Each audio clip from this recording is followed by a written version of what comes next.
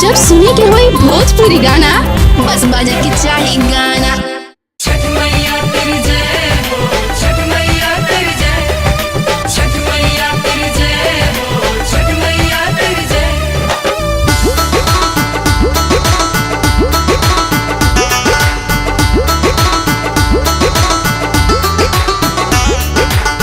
ए भैया करब हमहू छठ के परबिया, कल सुब सजाई हम देहब अरघिया।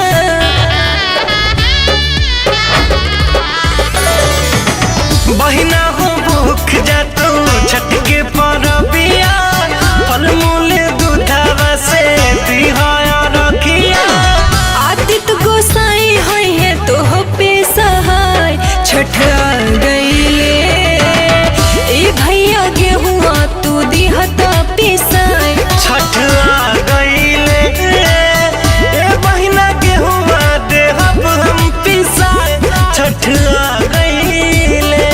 जय छठ मैया, जय मैया, जय छठ मैया, जय छठ मैया, जय मैया, जय छठ मैया।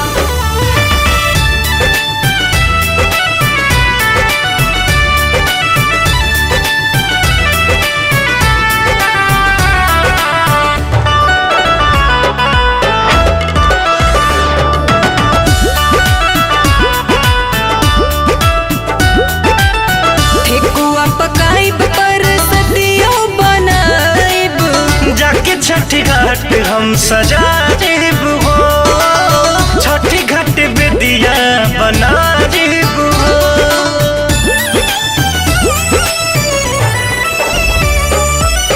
निर्जल उपास रहब छठ गीत गाइब। बड़ा हो बजन बजवा देब हो, बड़ा हो बजन बजवा देब हो। कोसी भराइब बरब जगमग दियरिया, खुशी खुशी कर बहिना छठ के तैयारिया।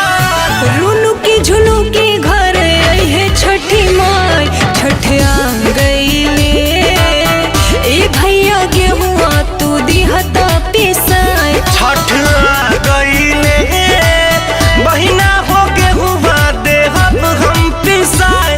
छठ आ गईले।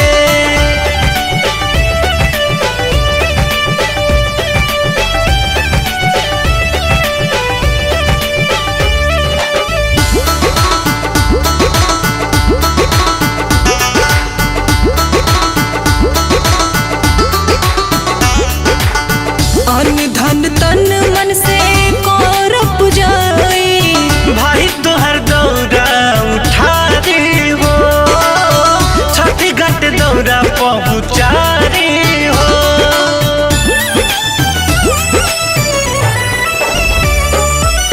सब कर दुखबा हरली छठी माई।